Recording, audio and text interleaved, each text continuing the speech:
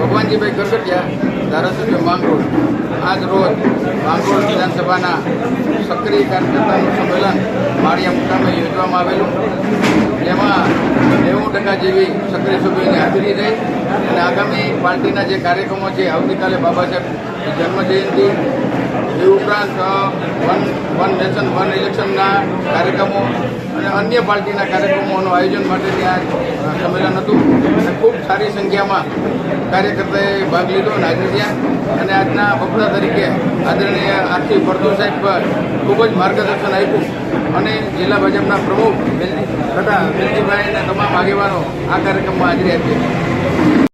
ભારત માતા કી જય.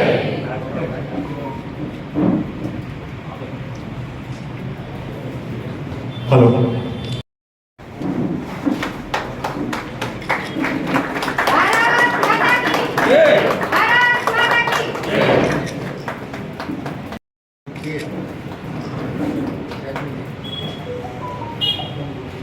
भारत माता की जय.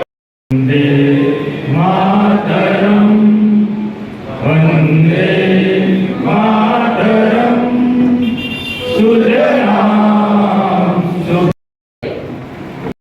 सभ्य सम्मेलन ए अपनी निवासी માંગરોળ विधानसभा सीट पूर्ण सम्मेलन है.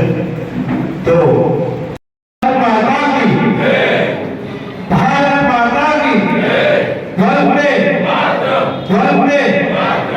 धन्यवाद.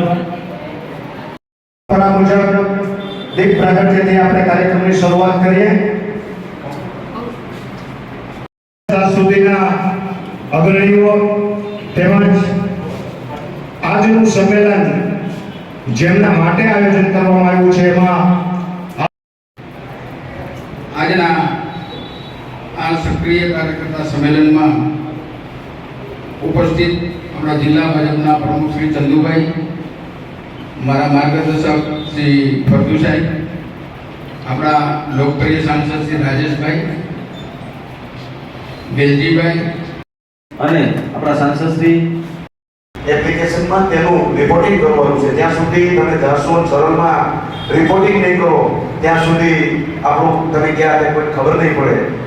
લગભગ 1951 થી લઈ અને 2025 સુધીનો આ ભારતીય જનતા પાર્ટીનો ઇતિહાસ આરસી ફળદુ સાહેબ આપણને કહેવાના છે.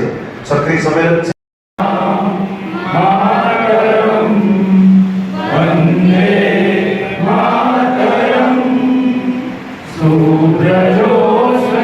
ભારત માતા કી જય.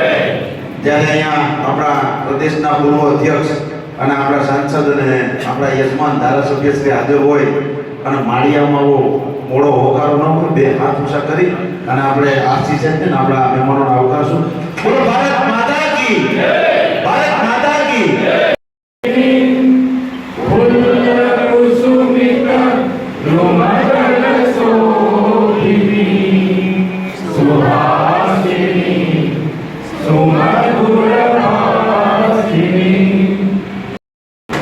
ઉપસ્થિત મહેમાનોનું પુષ્પગુચ્છ અને પુષ્પહારથી સ્વાગત સન્માન કરીશું.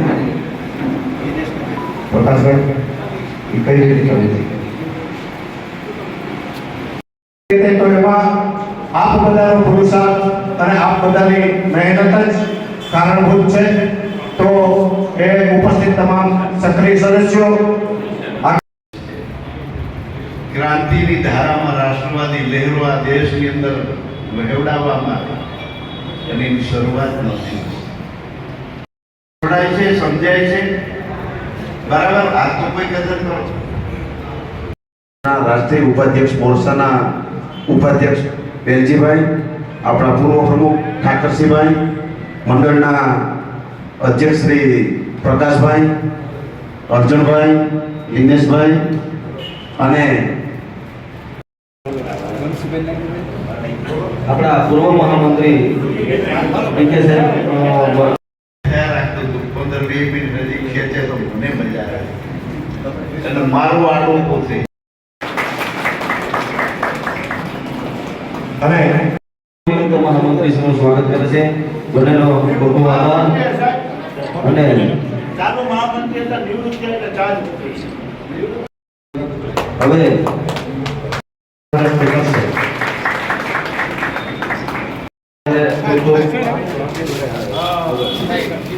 વિદાયનો આવી જાય.